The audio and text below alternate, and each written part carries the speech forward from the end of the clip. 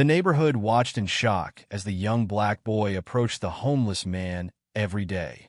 When they discovered why he kept returning, no one could hold back their tears. Jordan's yellow backpack felt heavier than usual as he walked past the park on his way home from school.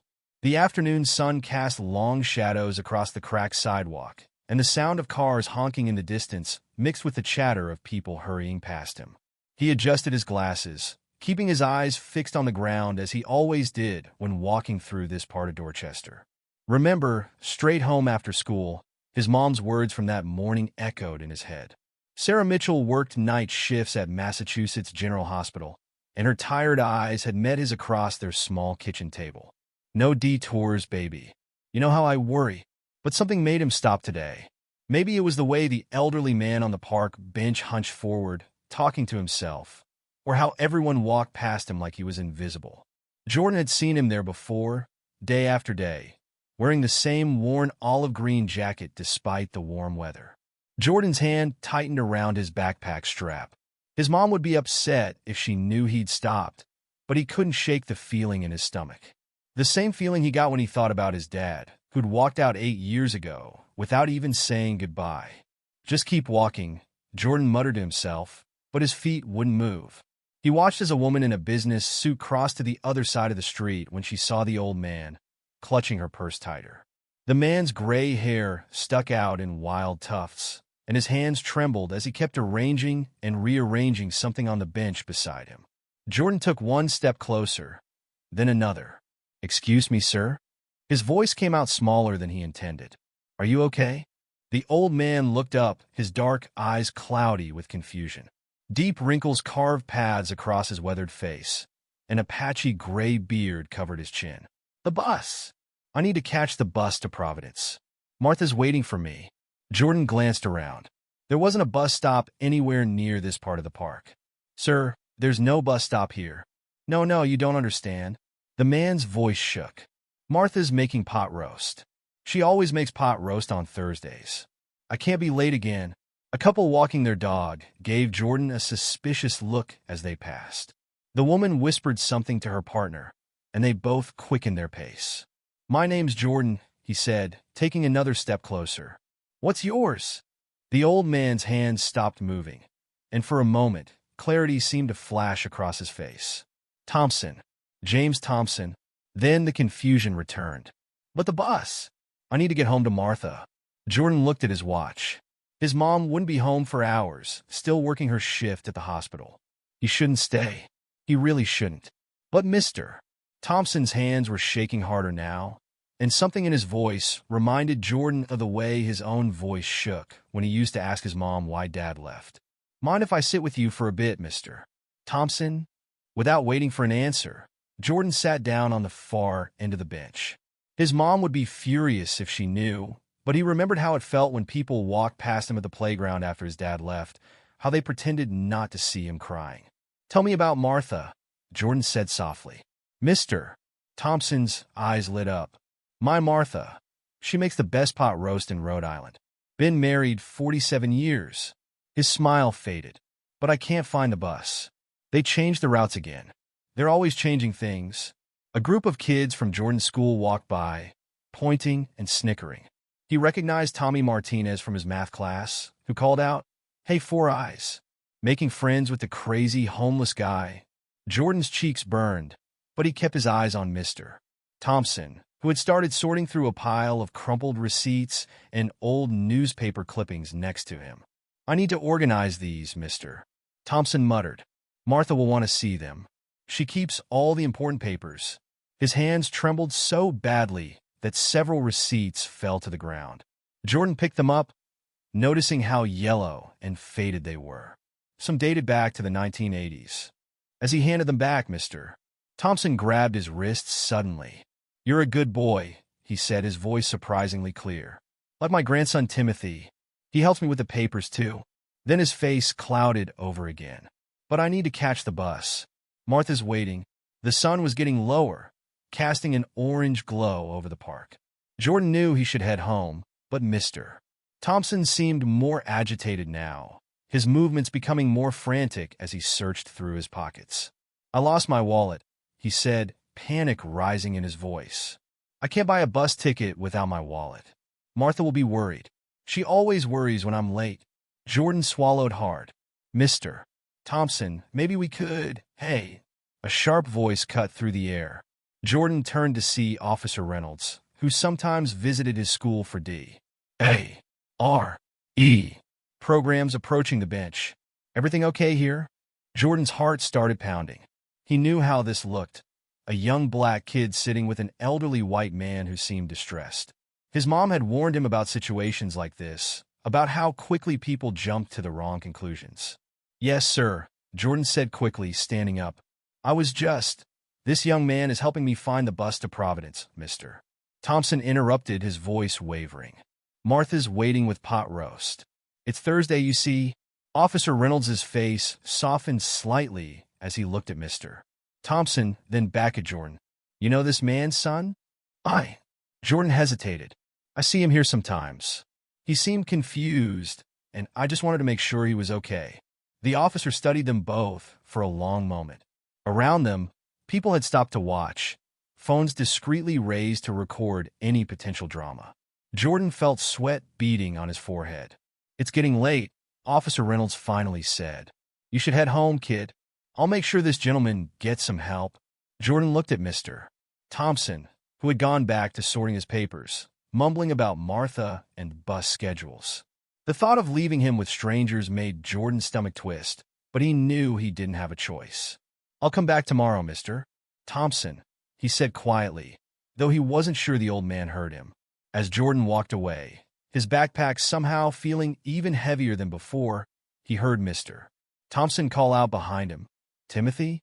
Timothy, tell Martha I'll be home soon." Jordan didn't look back, but he made a decision as he walked home through the gathering dusk. He would return tomorrow, maybe bring a sandwich or something. His mom always said that everyone deserved kindness, even if it scared you to give it. When he finally reached his apartment building, the sky had turned purple with sunset. He could already hear Mrs. Rodriguez's telenovelas through the thin walls as he climbed the stairs to the third floor. His mom wouldn't be home for hours, but for the first time in a long time, Jordan felt like he had a purpose bigger than just going to school and coming straight home. He looked at his reflection in the cloudy mirror by the door as he unlocked it. An 11-year-old black kid with thick glasses and a too-heavy backpack. Just another face in the crowd that usually walked past Mr. Thompson without a second glance. But tomorrow would be different. Tomorrow, he would stop again. The next morning, Jordan stuffed half of his peanut butter sandwich into a plastic bag before leaving for school. His mom had already left for her early shift, leaving a note on the fridge. "Have a great day, baby. Remember, straight home after school. Love you." He stared at the note, guilt churning in his stomach. The sandwich felt heavy in his backpack all day, like it was made of rocks instead of bread and peanut butter. During math class, Tommy Martinez leaned over and whispered, "Hey, Jordan, your homeless friend still talking to himself at the park?" Jordan gripped his pencil tighter, focusing on his multiplication problems. Tommy snickered and turned to whisper to Kevin behind him. "I heard he's probably dangerous," Kevin said, loud enough for others to hear. "My mom says crazy homeless people always are." "Mr. Martinez, Mr. Chun, is there something you'd like to share with the class?" Mrs. Peterson's sharp voice cut through their whispers. Jordan kept his head down, but he could feel eyes on him. The clock seemed to move slower than usual, each tick echoing in his ears. When the final bell rang, Jordan walked faster than usual, clutching his backpack straps. The afternoon sun beat down on the sidewalk and sweat trickled down his back. As he approached the park, he saw Mr. Thompson on the same bench, still wearing that olive green jacket. A group of mothers with strollers crossed the street when they saw Mr. Thompson. One of them noticed Jordan walking toward the bench and called out, "Hey, young man, you shouldn't go near him. Where's your mother?"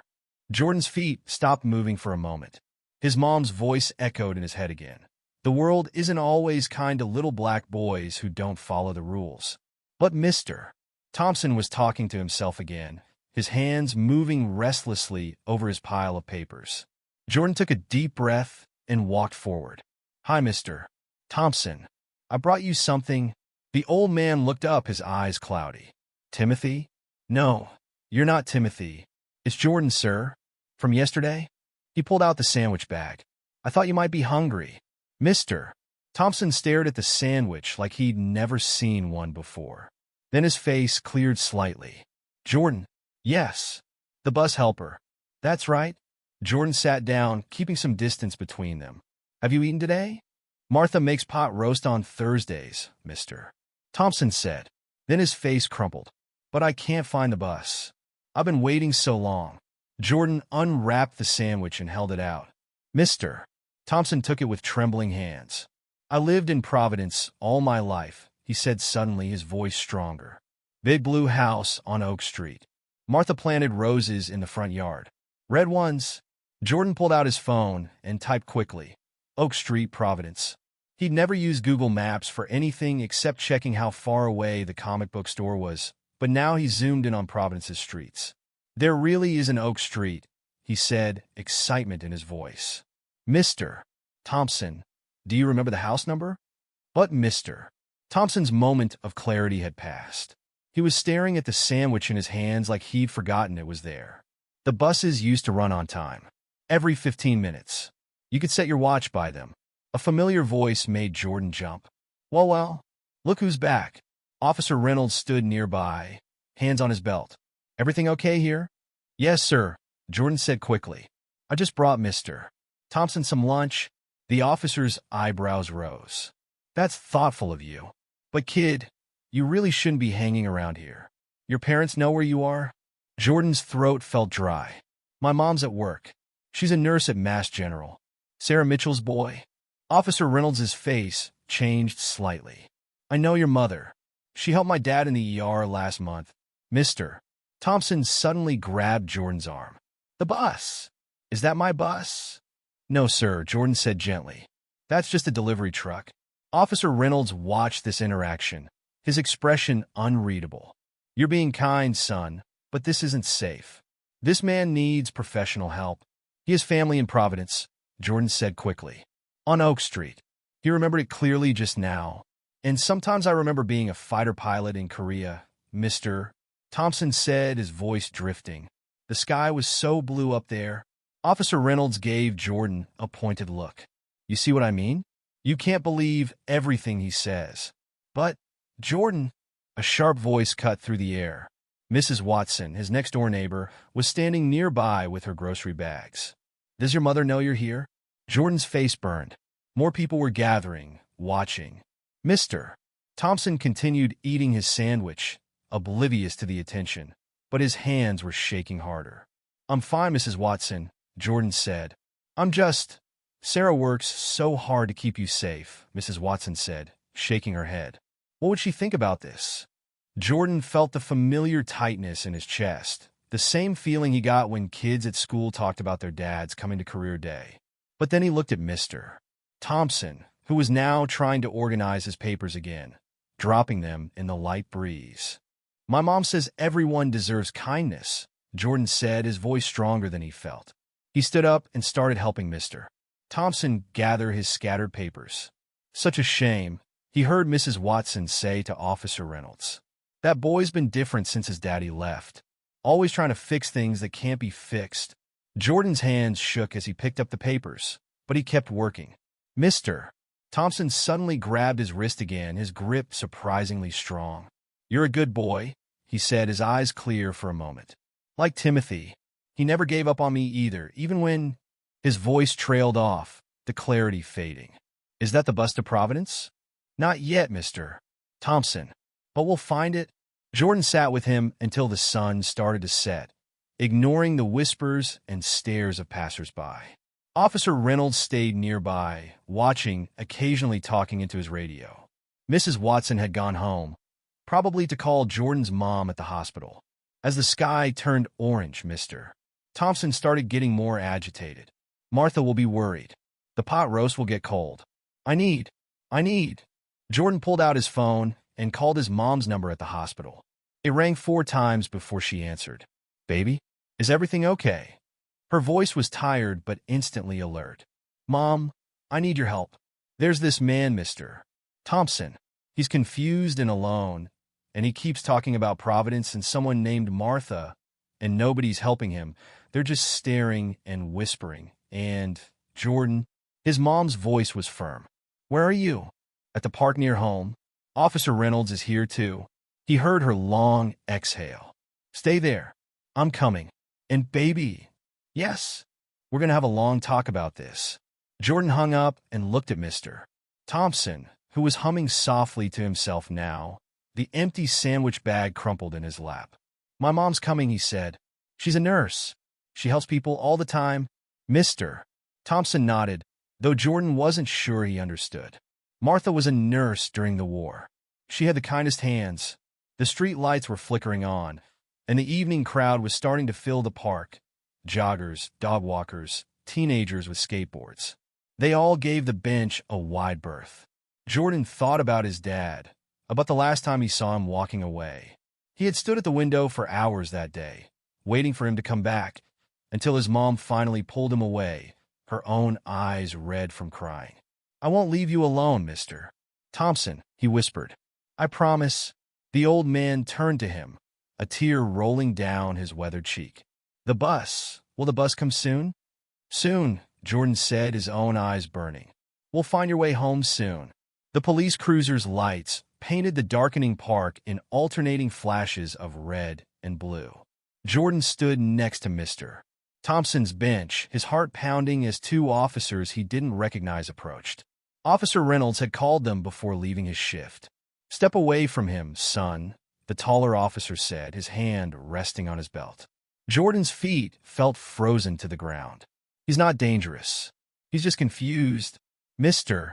Thompson looked up at the flashing lights, his eyes wide with fear. The helicopters, they're coming back. We need to take cover. Sir, calm down, the second officer said, moving closer. We're here to help. No. Mr. Thompson stood suddenly, papers scattering around him. They're dropping bombs. Timothy, we need to run. Jordan saw the officers tense, their hands moving towards their weapons. His mouth went dry. Mr. Thompson, he said, keeping his voice steady despite his fear. It's Jordan, remember? We're in the park. Those are just police lights. The old man's hands were shaking violently now. The enemy, they found us. Timothy, run? Stay back, kid, the first officer warned, taking another step forward. Jordan heard the sound of running feet behind him. Jordan, his mom's voice cut through the tension. She appeared beside him in her blue hospital scrubs, slightly out of breath. What's going on here? She demanded, putting herself between Jordan and the officers. Ma'am, we got calls about a disturbed homeless man and a minor in possible danger, the taller officer explained. Jordan's mom straightened up, using what he called her nurse voice, the one that made even doctors listen. I'm Sarah Mitchell, charge nurse at Mass General. And this man clearly needs medical attention, not police intervention. Mr. Thompson had sunk back onto the bench, muttering about helicopters and bombs.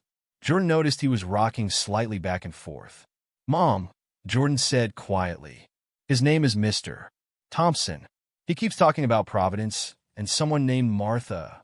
He's been here for days. Sarah knelt in front of Mr. Thompson, her voice softening. Mr. Thompson? I'm a nurse. Can you tell me what day it is? Thursday, he said immediately. Martha makes pot roast on Thursdays. But the buses, they changed all the routes. Timothy tries to help, but his voice cracked. I can't find my way home. Sarah looked at the officers. This man has Alzheimer's. He needs medical care, not handcuffs. The officers exchanged glances. The shorter one spoke into his radio while his partner addressed Sarah. We can call an ambulance, but without proof of insurance or identity. I'll handle it, Sarah interrupted. I have contacts at the hospital who can help. Jordan watched his mom pull out her phone and step away to make calls. Mr. Thompson was still rocking, but his muttering had quieted. Jordan, he said suddenly, his voice clearer. You came back. I promised I would. Mr. Thompson's eyes filled with tears. Timothy promised too. But after the diagnosis, his voice trailed off, confusion clouding his face again. Is that the bus to Providence? Jordan felt his own eyes burning. Not yet, Mr. Thompson. The ambulance arrived with its lights off, which seemed to keep Mr. Thompson, calmer. Sarah spoke quietly with the EMTs while the police officers finally stepped back, though they kept watching. Baby, Sarah called to Jordan. It's time to go home. But Mom, they're taking Mr. Thompson to Mass General. I'll be able to check on him during my shifts. Jordan looked at Mr. Thompson, who was now allowing an EMT to check his blood pressure. Can I visit him? Sarah was quiet for a moment. Then she sighed. We'll talk about it at home. As the EMTs helped Mr. Thompson onto a stretcher, he suddenly reached out and grabbed Jordan's hand. You're a good boy, he said. Just like Timothy. He used to visit every day before. Confusion passed over his face. Is Martha making pot roast? Jordan squeezed his hand gently. Get some rest, Mr. Thompson. I'll see you soon. The walk home was quiet. Jordan could feel his mom's eyes on him, but she waited until they were in their apartment before speaking. Sit down, baby. We need to talk. Jordan sank onto their worn couch, his backpack still on. Sarah sat beside him, still in her scrubs. What were you thinking? She asked softly. You know how dangerous it is to talk to strangers. Especially for... She didn't finish, but Jordan knew what she meant. Especially for young black boys. He reminded me of Dad, Jordan said quietly. Sarah stiffened beside him. What do you mean? The way everyone walked past him, pretending not to see him, like they used to do to me at the playground after Dad left, when I would sit there waiting for him to come back. Sarah pulled him close, and Jordan felt her tears falling onto his head. Oh, baby, I couldn't just walk past him, Mom. He was so lost and scared, and nobody was helping. Sarah was quiet for a long time, just holding him. Finally, she spoke. You have your grandmother's heart. She never could walk past someone in need either. She pulled back to look at him. But you have to be careful. The world isn't always kind to people who try to help. Is Mr. Thompson going to be okay? Sarah sighed. He's very sick, baby. Alzheimer's disease affects the brain. Makes people forget things, get confused about where and when they are. But he remembers some things really clearly, Jordan said. He talks about Providence and Martha and someone named Timothy. That's common with Alzheimer's. Old memories stay stronger than new ones. She squeezed his shoulder. I'm going to try to find his family. If he's really from Providence, maybe we can trace them through hospital records. Jordan felt hope rising in his chest. Can I help? You can help by letting the professionals handle this. No more sitting alone with strangers in the park. Promise me? Jordan looked down at his hands. What if I only visit him at the hospital? When you're working? Sarah was quiet for so long that Jordan thought she would say no. Finally, she spoke. You really care about helping him, don't you? Jordan nodded. He trusts me, Mom, and I promised I wouldn't leave him alone. Sarah closed her eyes for a moment. When she opened them, they were full of a mixture of worry and pride. Okay, you can visit him at the hospital, but only when I'm working and only for short periods. And you have to come straight home after school first. No more stopping at the park. Deal. Jordan hugged her tight. Deal. Later that night, after attempting to focus on his homework, Jordan lay in bed thinking about Mr. Thompson in the hospital. Was he scared? Did he think his family had abandoned him, like Jordan's dad had abandoned them? He pulled out his phone and opened Google Maps again, staring at Oak Street in Providence. Somewhere there was a blue house with red roses. Somewhere there was a Martha who made pot roast on Thursdays. Somewhere there was a Timothy who used to visit every day. Jordan made another promise to himself in the darkness of his room. He would help Mr. Thompson find his way back to them, no matter what it took. Outside his window, the streets of Dorchester were quiet except for the distant sound of sirens. Tomorrow would be another day of whispers and stares, but Jordan didn't care anymore. He had found something more important than fitting in or following the unwritten rules of the neighborhood. He had found someone who needed him. The hospital hallway smelled like disinfectant and old coffee. Jordan sat in the plastic chair outside room 412, his notebook open on his lap. He'd been doing his homework there every day after school for the past week, waiting for his mom's shifts to end. You're back again, Nancy, one of the older nurses said as she passed by. Your mother's busy with a patient right now. I know, Jordan said. I'm just waiting for Mr. Thompson to wake up from his nap. Nancy's face softened. You're good to visit him. Most of his confusion episodes happen in the evening when the sun sets. They call it sundowning. Jordan had learned a lot about Alzheimer's over the past week, mostly from eavesdropping on the nurses' conversations. He'd started writing everything down in his notebook, creating a timeline of Mr. Thompson's clear moments. The door to room 412 creaked open, and Jordan heard Mr. Thompson's voice. "Martha? Is that you?" "It's Jordan, Mr. Thompson. Remember me from the park?" He stepped into the room. The afternoon sun streamed through the window, casting long shadows across the hospital bed. Mr. Thompson looked smaller somehow in the white hospital gown, his olive-green jacket hanging on a hook by the door. "Jordan, Mr. Thompson said, then smiled. "The bus helper?" "That's right." Jordan pulled his chair closer to the bed. "How are you feeling today? These doctors, they don't understand. I need to get home to Providence. Martha will be worried." Jordan opened his notebook. "Can you tell me more about your home in Providence? You mentioned a blue house on Oak Street." Mr. Thompson's eyes cleared slightly. 2 stories. White trim around the windows.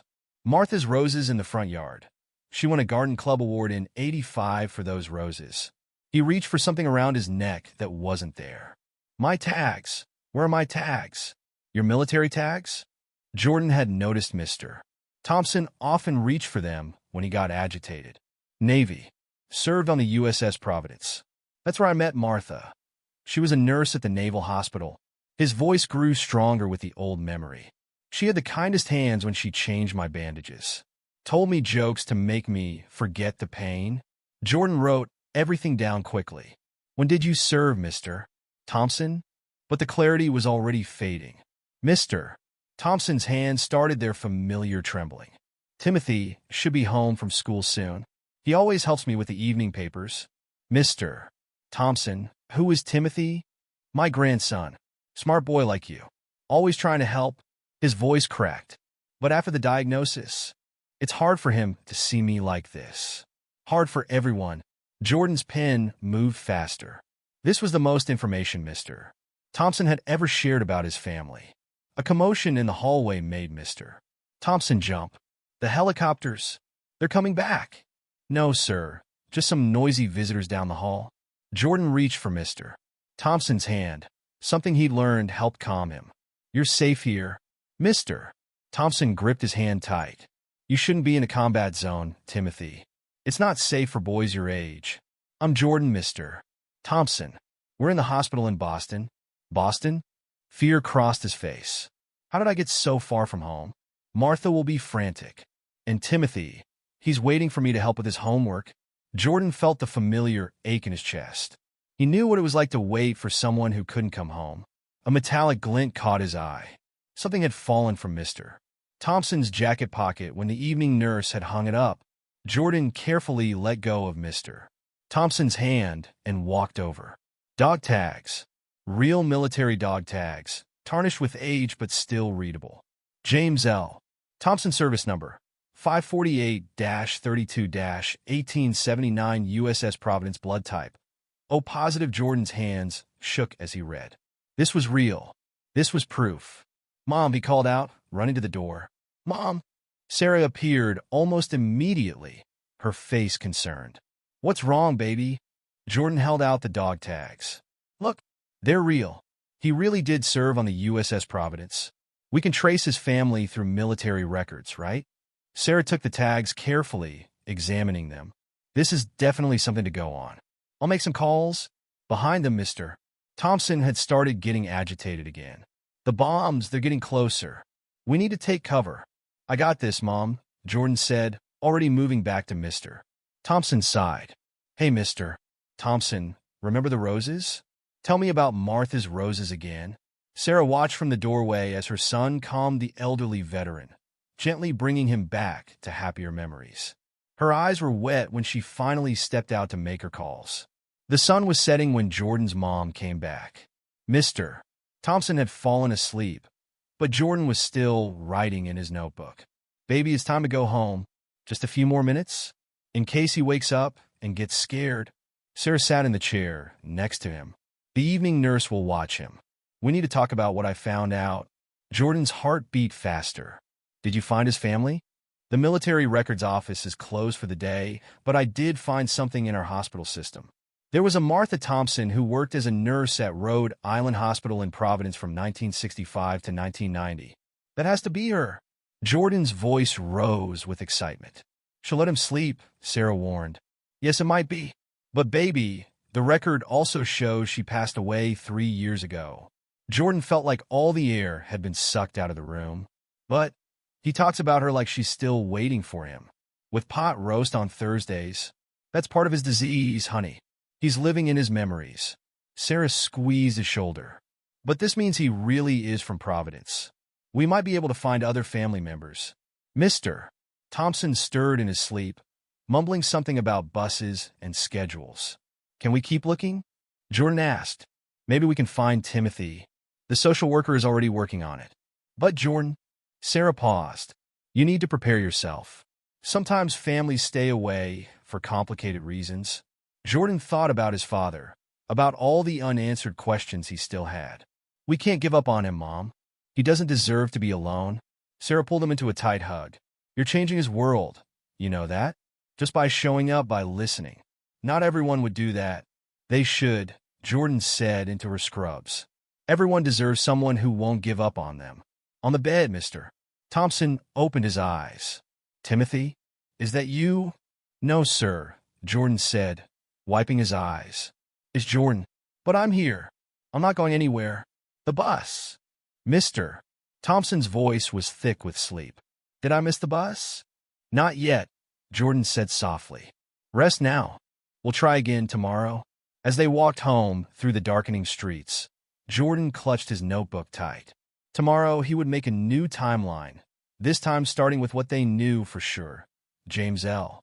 Thompson, USS Providence, Martha from Rhode Island Hospital, and somewhere out there, a grandson named Timothy who used to visit every day. It wasn't much, but it was a start. And sometimes Jordan thought, remembering those first scary moments in the park, a start was all you needed.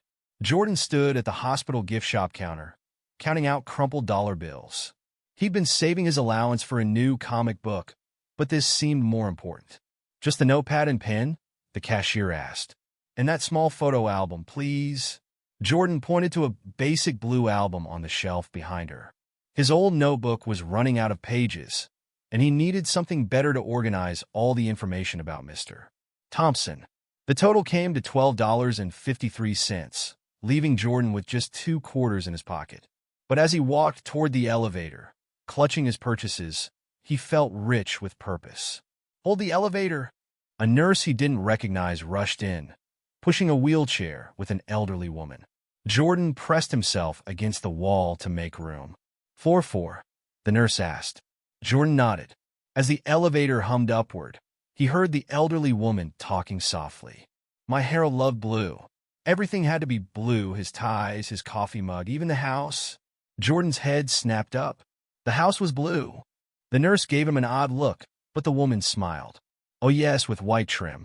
Harold said it reminded him of the ocean, just like Mr. Thompson's house in Providence. Jordan's heart beat faster, but before he could ask more questions, they reached the 4th floor. Room 412 was unusually quiet when Jordan entered. Mr. Thompson sat in the chair by the window, staring out at the Boston skyline. Mr. Thompson? It's Jordan. The old man turned slowly. Jordan, the boy from the park. His voice was clearer than usual. You've been visiting me. Jordan's breath caught. Sometimes Mr. Thompson remembered him right away, but other times he called him Timothy or didn't recognize him at all. That's right. I brought something to show you. Jordan pulled out the dog tags he'd been carrying in his pocket. His mom had let him keep them after making copies for the social worker. Mr. Thompson's hands trembled as he took them. My tags. Where did you find these? They fell from your jacket. See? They show you served on the USS Providence. Providence? Mr. Thompson rubbed his thumb over the embossed letters. Martha worked at the Naval Hospital there. She had the kindest hands. Jordan opened his new photo album and wrote carefully on the first page, USS Providence, where James Thompson met Martha, Naval Hospital nurse. Did you serve in the war, Mr. Thompson? Korea. His voice grew distant. So much noise. The helicopters, the bombs. His hand started shaking harder. "Tell me about Martha instead," Jordan said quickly, using the technique he'd learned to redirect Mr. Thompson's thoughts before he became too agitated. "How did you meet her?" Mr. Thompson's face softened. "Shrapnel wound. Left leg. She changed my bandages every morning at 8 o'clock sharp. Always had a joke ready." "What kind of jokes?" "Why did the cookie go to the doctor?" Mr. Thompson's eyes twinkled. "Because he was feeling crumbly." Jordan laughed, more from surprise at hearing Mr. Thompson tell a joke than from the joke itself. He wrote it down in his album. "Martha's joke, cookie feeling crumbly. Timothy loves that one, Mr. Thompson said, his smile fading slightly. Used to beg me to tell it every Sunday when he visited. Before what, Mr. Thompson? But the clarity was slipping away. Mr. Thompson looked around the room, confusion clouding his face. Is it time for the bus? Martha will be waiting. A knock at the door interrupted them. Sarah stood there in her scrubs, with another nurse Jordan didn't recognize. Baby, this is Carmen from the memory care unit. She's brought something that might help Mr. Thompson. Carmen stepped forward, holding what looked like an old photo in a plastic sleeve. We found this in the hospital's archives. It's from 1965, when the Naval Hospital in Providence was still open. Jordan moved closer to look. The black and white photo showed a group of nurses in old-fashioned uniforms. Carmen pointed to one face in particular, a young woman with dark hair and a bright smile. According to the caption, this is Martha Sullivan, before she married and became Martha Thompson. Mr. Thompson's breath caught. Martha! His hands were steady as he took the photo, steadier than Jordan had ever seen them. For a long moment, the room was completely silent. She won an award that year, Mr. Thompson said softly. For patient care. They gave her a little silver pin. His voice broke. She wore it every day until when, Mr. Thompson? Jordan asked gently. Until the confusion started. I kept losing things, forgetting things. Timothy tried to help, but a tear rolled down his cheek. Martha worried so much. Her poor heart couldn't take it. Jordan wrote frantically in his album, not wanting to lose any of this moment of clarity. Sarah and Carmen exchanged meaningful looks. Mr. Thompson, Carmen said softly, would you like to tell us more about Timothy? But Mr. Thompson was staring at the photo again, his eyes distant. The buses, they changed all the routes. I can't find my way home. Jordan felt the familiar ache in his chest. It was like watching a door slowly close, cutting off the light of memory. It's okay, he said, reaching for Mr. Thompson's hand. We'll find your way home. Sarah touched Jordan's shoulder. Baby, let's let Mr. Thompson rest for a bit. Carmen wants to do some cognitive tests. But Mom, we'll come back later. I promise. In the hallway, Sarah pulled Jordan aside. The social worker found something. There's a record of a Timothy Thompson graduating from high school in Providence 3 years ago. Jordan's heart leaped. That's him. That has to be him. They're trying to contact him now. But Jordan, Sarah knelt down to his eye level. Remember what we talked about? About families staying away for complicated reasons? Timothy wouldn't just abandon his grandfather, Jordan said firmly. You heard Mr. Thompson. He visited every Sunday. Sarah stroked his cheek. Sometimes when people get sick like this, it becomes too hard for their families to watch. Especially young people. That's not an excuse, Jordan said, his voice rising. You don't give up on people just because it's hard. A few nurses looked their way, and Sarah gently steered Jordan toward the family waiting area.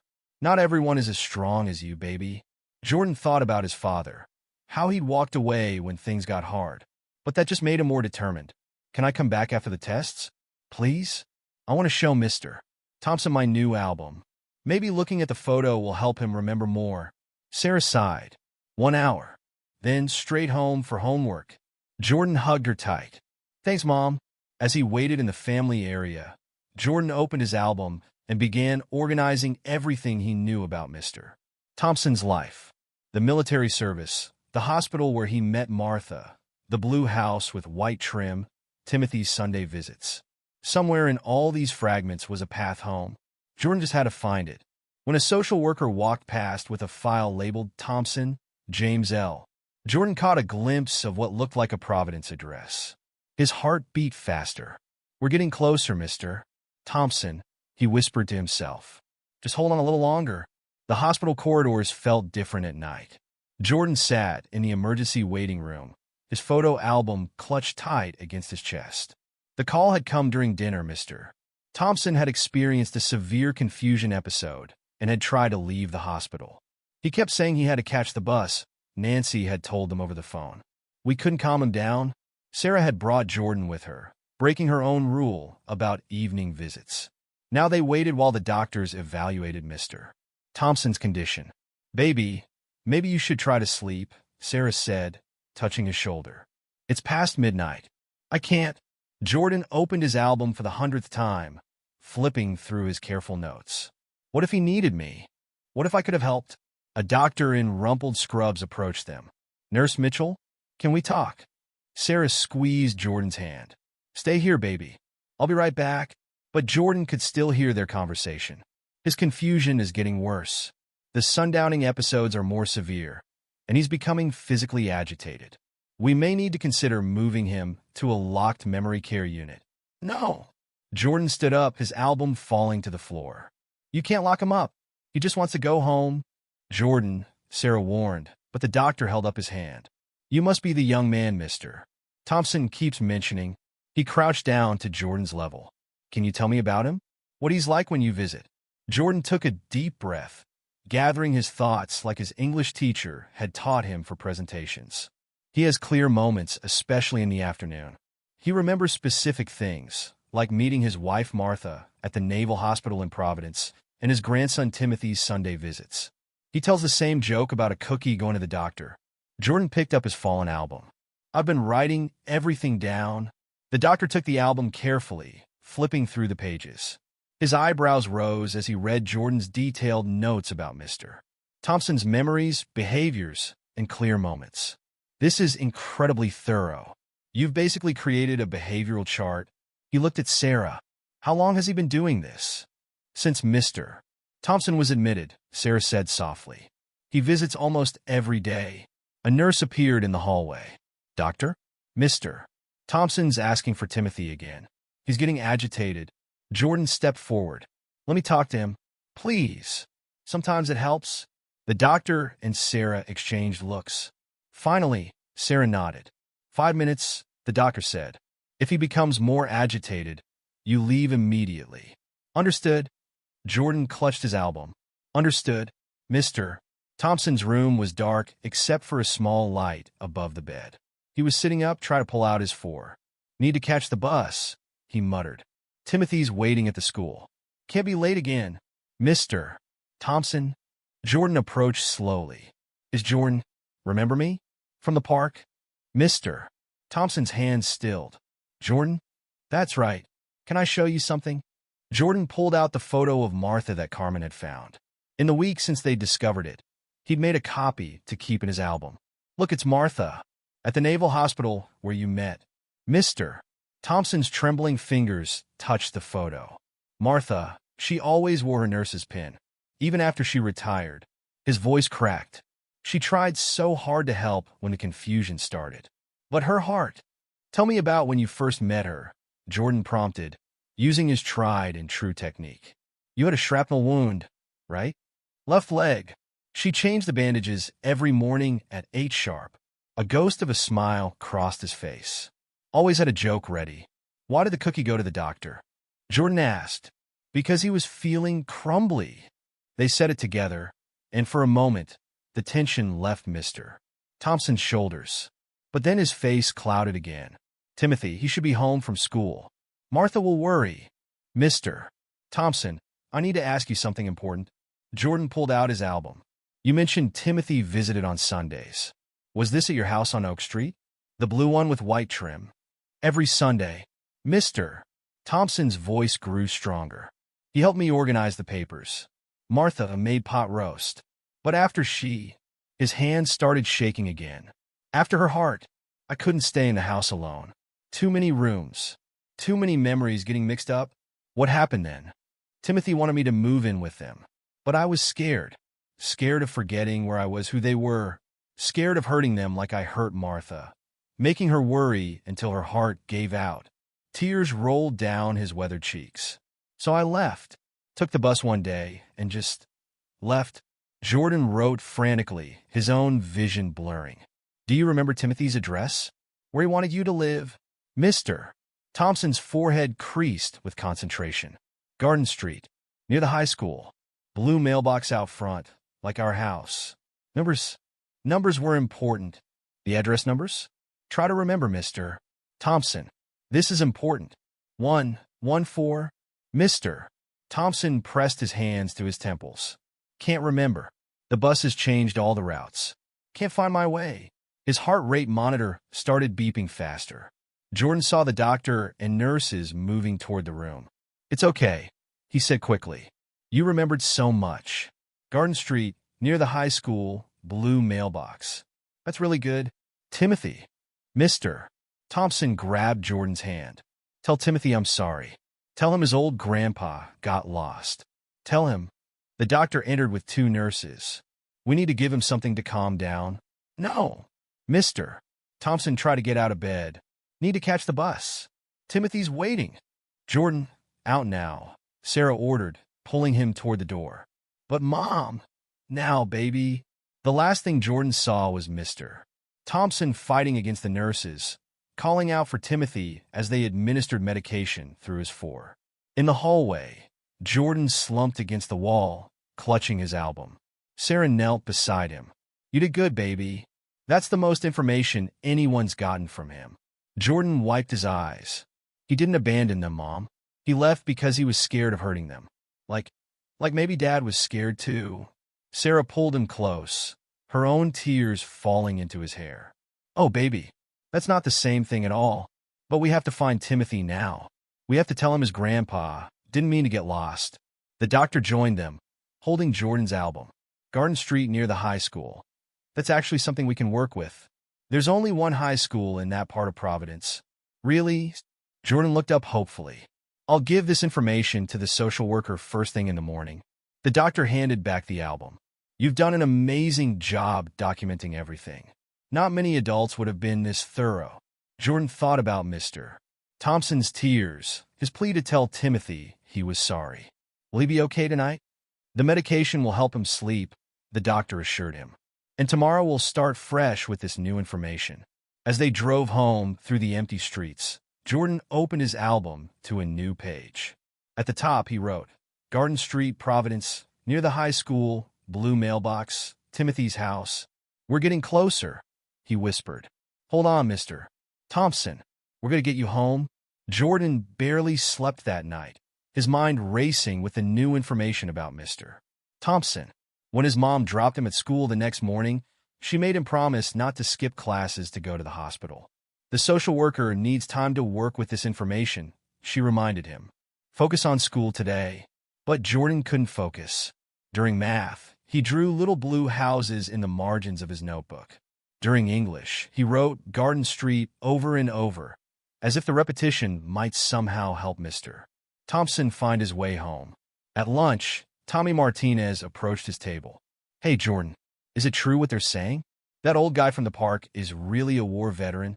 Jordan tensed, waiting for the usual mockery, but Tommy's voice held genuine curiosity. Yeah, he served on the USS Providence in Korea. Tommy sat down, surprising Jordan further. My abuelo was in Korea too.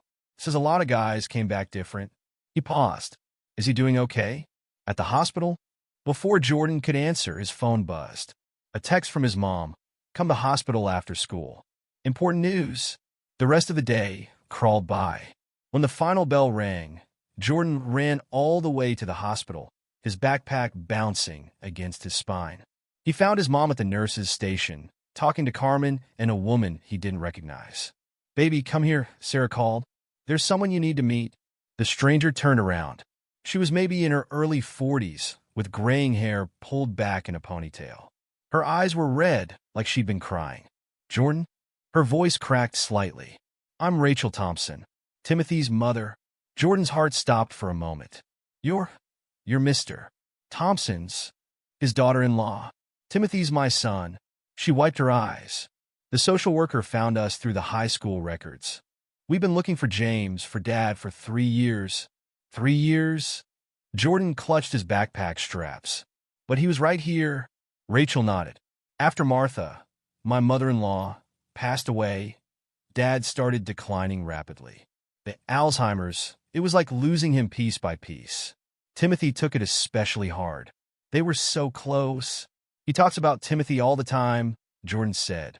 About their Sunday visits. Fresh tears spilled down Rachel's cheeks. Every Sunday, like clockwork, Timothy would help him organize his papers. They'd watch baseball games together. After Martha died, we wanted Dad to move in with us. He agreed at first, but then one day he just disappeared. We filed police reports, hired private investigators. We thought. She couldn't finish, but Jordan knew what she meant. They thought Mr. Thompson had died somewhere, alone and confused. Where's Timothy now? Jordan asked, parking the car. He's nervous about seeing his grandfather. Scared Dad won't recognize him. Jordan pulled out his photo album. Maybe this will help. I've been writing down everything Mr. Thompson remembers. He never forgot Timothy. Not really. Rachel took the album with trembling hands, flipping through the pages of Jordan's careful notes. Her tears fell onto the plastic sleeves. Oh my God, she whispered. The cookie joke. He still tells the cookie joke? Every time he remembers it, Jordan said. And he talks about the blue house with white trim and Martha's roses, and how Timothy would help with the papers. Footsteps approached behind them. Jordan turned to see a tall teenager, maybe 17 or 18, standing frozen in the hallway. He had Mr. Thompson's nose. Timothy? Jordan's voice came out small. The teenager's eyes were fixed on room 412. Is he really in there? He's sleeping right now, Carmen said gently. The medication helps him rest after episodes. Episodes? He gets confused in the evenings, Jordan explained quickly. Sundowning, they call it. But he's clearer in the afternoons. That's when he tells the most stories about you. Timothy finally looked at Jordan. You've been taking care of him? I found him in the park. He was looking for a bus to Providence. Jordan held out his album. Here, I wrote down everything he remembers. About you, and Martha, and the house. Timothy took the album, but his hands were shaking too hard to open it. Rachel put her arm around her son. We can wait until you're ready, she said softly. No. Timothy straightened up. I've waited 3 years. I need to see him. Carmen went in first to check on Mr. Thompson. Jordan stood with Sarah, watching Timothy and Rachel hover in the doorway. He's awake, Carmen called softly. And he's clear right now. Timothy took a deep breath and stepped into the room. Jordan heard Mr. Thompson's voice, confused at first. Jordan? Is it time for the afternoon visit? No, Grandpa. It's Timothy. Silence fell over the room. Jordan crept closer to the door, his heart pounding. Mr. Thompson was sitting up in bed, staring at his grandson with an expression Jordan had never seen before, like a man seeing the sun after years of darkness. Timothy? His voice cracked. My Timothy? Yeah, Grandpa. It's me. Timothy moved closer to the bed. I found you. We've been looking for so long. I got lost, Mr. Thompson whispered. The buses, they changed all the routes. I couldn't find my way home. I know, Grandpa. It's okay. Timothy reached for his grandfather's hand. We're here now. Mr. Thompson touched Timothy's face with his free hand, his own cheeks wet with tears. You got so tall, just like your father. His eyes clouded for a moment. Martha should see you. She'll be so proud. Mom's watching, Timothy said softly. She's always watching over us. Rachel stepped into the room then, and Mr. Thompson's eyes widened. Rachel? My Rachel. Hi, Dad. She moved to the other side of the bed. We missed you so much. Mr. Thompson looked between them, his hand still gripping Timothy's. I was scared, he admitted. After Martha, everything got so mixed up. I didn't want to hurt you like I hurt her, making her worry. You didn't hurt anyone, Dad, Rachel said firmly. Mom's heart condition wasn't your fault, and you could never hurt us by needing us. Jordan felt his mom's hand on his shoulder. Let's give him some privacy, baby. But before they could step away, Mr. Thompson called out, "Jordan? Where's Jordan?" "I'm here, Mr. Thompson." "Come here, son."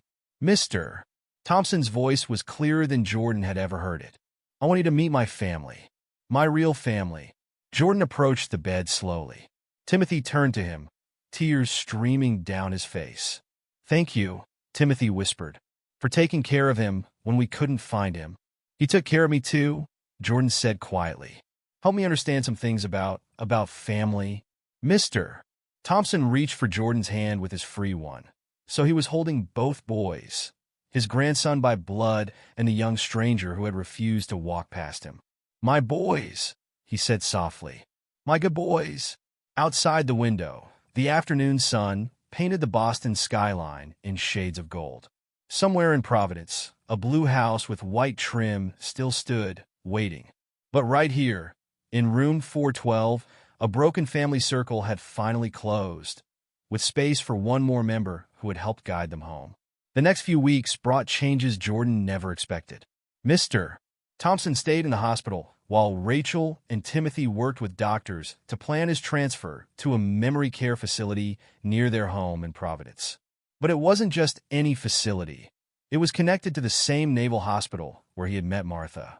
"It feels right," Timothy told Jordan during one of their now daily visits. "Like he's coming full circle." Jordan sat in his usual spot by Mr.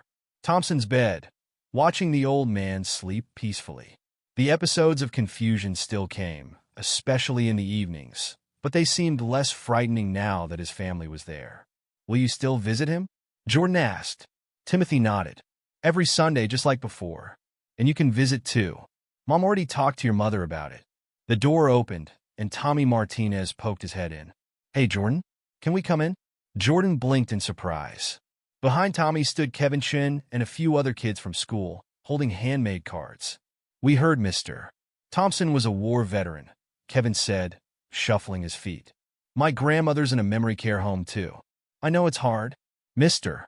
Thompson stirred at the voices. "Timothy? Jordan? We're here," both boys answered together. Tommy stepped forward. "Sir, my abuelo served in Korea, too. He wanted me to give you this." He held out a small pin, a Korean War veteran's emblem. Mr. Thompson's eyes cleared as he looked at the pin. "2nd Infantry Division?" "Yes, sir. That's what my abuelo said." Tommy's face lit up. "He said you might remember the winter of '51, Mr. Thompson said, his voice stronger. "Cold enough to freeze your tears before they fell." The kids gathered around the bed as Mr. Thompson shared snippets of memories from Korea. Jordan noticed that even when he got confused about recent events, the old memories stayed clear and strong. Later that afternoon, Jordan's mom found him updating his album with new notes. "Baby, your teacher called today." Jordan tensed. "Am I in trouble for missing class last week?" Sarah sat beside him. "Actually, she wants you to give a presentation about elderly care and memory loss. Says you've become something of an expert." "Me? You've taught this whole hospital about compassion, Jordan. Why not share that knowledge?" So the next week, Jordan stood in front of his class, his photo album open on the podium. But he hadn't come alone. Timothy stood beside him, and Sarah had arranged for Carmen to attend as well. "Last month, I met someone who changed my life," Jordan began. "An elderly veteran who got lost on his way home." He told them about Mr.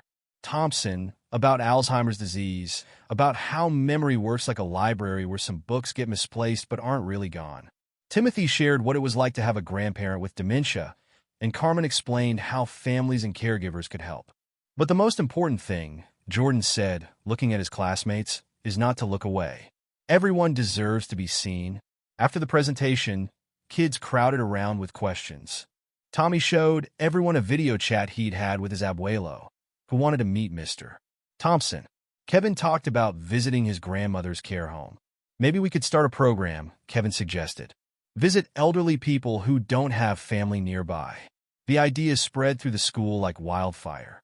Within days, Jordan found himself helping to organize a club called Bridge the Gap, connecting students with local nursing homes and memory care facilities. "You've started quite a movement," Sarah said one evening as they walked to the hospital. "Mrs. Watson stopped me today," Said she was wrong about you talking to strangers in the park. Jordan smiled. The same neighbors who had once whispered and stared now asked regularly about Mr. Thompson's progress. In room 412, they found Rachel helping Mr. Thompson pack. The walls, once bare, were now covered with photos. Old ones from the Blue House in Providence, and new ones taken over the past weeks. Jordan, Mr. Thompson's face lit up. Did you bring the album? Always. Jordan sat in his usual spot. Want to tell me about Martha's roses again? Red ones, Mr. Thompson said, touching a photo on the wall. She won an award in '85. But you know that already, don't you? You wrote it all down. These moments of clarity still came and went, but they felt different now. The confusion wasn't as scary when you understood it better, when you knew the person underneath was still there. Timothy arrived with dinner. Pot roast from the hospital cafeteria. It wasn't Martha's recipe, but Mr. Thompson smiled anyway. Thursday special, he said. Martha always made pot roast on Thursdays. They all finished together, laughing. As they ate, Jordan watched Mr. Thompson with his family. The fear that had haunted his eyes in the park was gone, replaced by something softer, more peaceful. He still got lost sometimes in his memories, but now he had guides to help him find his way back. Tell us the cookie joke, Grandpa, Timothy said, winking at Jordan. Mr. Thompson's eyes twinkled. Why did the cookie go to the doctor?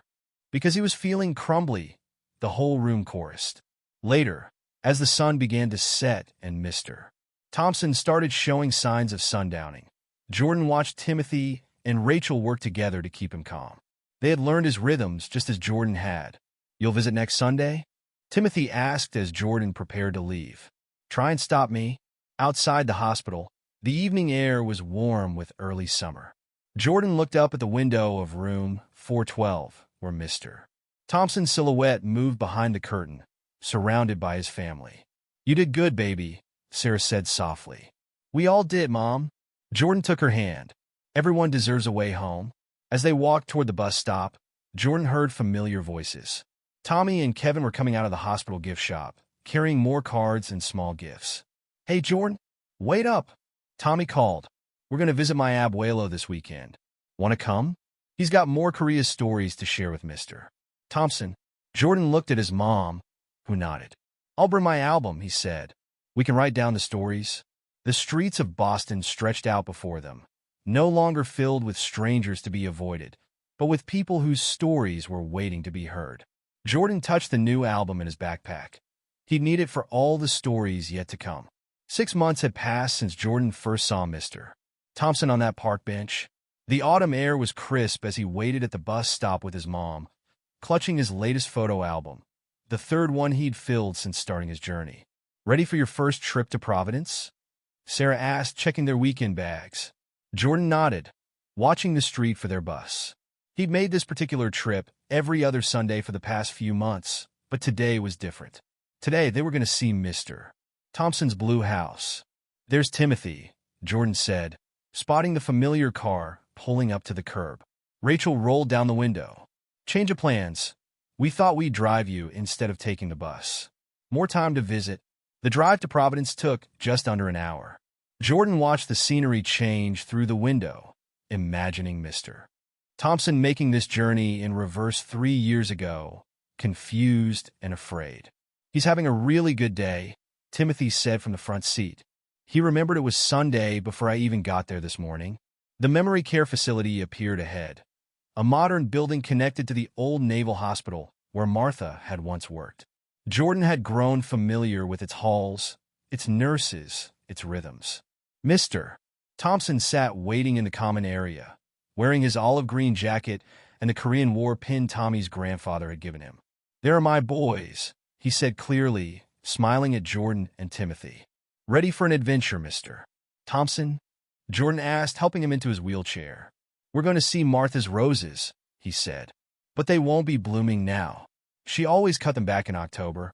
These moments of perfect clarity still amazed Jordan. They came more often now, though they still faded like waves on a beach.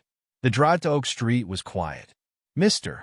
Thompson pointed out landmarks he remembered, the high school where Timothy had graduated, the diner where he used to take Martha for Sunday breakfast, the park where Timothy had learned to ride a bike. Then they turned onto Oak Street, and there it was, the blue house with white trim. "Someone painted the door, Mr. Thompson said softly. "It used to be red." Rachel parked across the street. The current owners had agreed to let them visit after Timothy explained the situation. "Look, Mr. Thompson," Jordan said, pointing to the front yard. "The rose bushes are still there. Martha's roses." Mr. Thompson's eyes filled with tears. "She won an award in '85 for Best Garden Display," Jordan and Timothy said together, having heard the story so many times. A woman came out onto the porch, the current owner, Mrs. Chun, who happened to be Kevin's aunt. "Mr.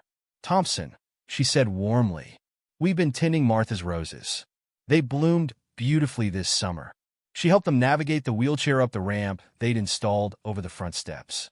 Inside, much had changed, but the bones of the house remained the same.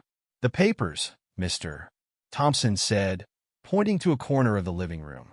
"Timothy helped me organize them every Sunday." "Right there." "That's right, Grandpa."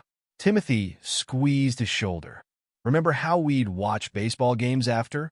They spent an hour in the house with Mr. Thompson, pointing out memories in each room. Some details were confused. He looked for furniture long gone, asked about neighbors who had moved away years ago. But the love that had filled this house still echoed in his voice. Back outside, they took pictures by the rose bushes. Jordan would add them to his album later, next to the old photos Rachel had shared. "Martha would like you, Jordan," Mr. Thompson said suddenly, his voice clear again. "She always said kindness was the best medicine." On the drive back to the care facility, Mr. Thompson began to get confused, asking when the bus would come, whether Martha was making pot roast. But Timothy and Jordan had learned how to navigate these moments, gently redirecting, sharing memories, keeping him anchored in their love. Back in his room, surrounded by photos old and new, Mr. Thompson settled into his favorite chair. "Tell us a joke, Mr. Thompson," Jordan prompted. "Why did the cookie go to the doctor?" His eyes twinkled with a familiar spark. "Because he was feeling crumbly," they all chorused. Later, as the sun began to set, Jordan showed Mr. Thompson his latest album. "I'm speaking at the school district conference next week," he explained, "about our Bridge the Gap program. We're in 5 schools now. Following Martha's path," Mr. Thompson said. "She always said one act of kindness could change everything." The evening nurse came in, Nancy's daughter Lisa, who had transferred from Boston to be closer to her own aging parents. "Time for medication," she said gently. As Mr. Thompson began getting ready for bed, Jordan and Timothy stepped into the hallway. "Same time next Sunday?" Timothy asked. "Always." They had developed their own rhythm. Timothy visited every Sunday morning, Jordan every other Sunday afternoon. Rachel came daily, coordinating with the staff, ensuring her father-in-law was surrounded by love even in his most confused moments. The Bridge the Gap program had spread beyond their initial school club. Tommy's grandfather now led a veterans group that visited regularly. Kevin's aunt organized gardening activities, helping residents tend small plots of flowers that reminded them of homes left behind. "Jordan?" Mr. Thompson called from his room. "Is it time for the bus?" "No more buses, Mr. Thompson," Jordan said, returning to his side. "You're already home." On the drive back to Boston, Jordan opened his album to a fresh page. He had learned to capture not just facts and memories, but moments of connection, the way Mr. Thompson's eyes lit up when he saw Timothy, how he still reached for Martha's ghost when sundowning hit, the peace on his face when they sat together sharing stories. "You've grown so much, baby," Sarah said softly from the front seat. Jordan thought about the scared 11-year-old who had first approached that park bench, driven by a pain he didn't fully understand. "We all did, Mom." The next morning, Jordan stood at the same park bench where it had all begun. The morning crowd hurried past, but they didn't look away anymore. Some stopped to chat, asking about Mr. Thompson, sharing stories of their own loved ones living with memory loss. Tommy and Kevin joined him, carrying flyers for their next Bridge the Gap event. "My abuelo's teaching Mr. Thompson to play dominoes, Tommy said proudly. Says it's good for the memory. And Aunt Chin's planning a rose garden at the facility, Kevin added. Says every resident should have a piece of home with them. Jordan touched the bench where a small plaque now stood. Every journey home begins with someone who cares. The morning sun warmed the autumn air, casting long shadows across the park. In Providence, Mr. Thompson would be having breakfast, perhaps telling the nurses about Martha's roses or Timothy's Sunday visits. In Boston, more students were signing up for Bridge the Gap, ready to learn that the greatest distance wasn't between cities or streets, but between hearts that had forgotten how to connect. Jordan opened his album, smoothing the pages filled with 6 months of memories. On the last page, he had pasted a photo taken yesterday, Mr. Thompson in front of the blue house, surrounded by Martha's roses and the family that had found its way back to him. Below it, he wrote the words Mr. Thompson had said in one of his clearest moments, "Love doesn't get lost. It just needs help finding its way home." A bus pulled up to the nearby stop, and Jordan smiled, remembering Mr.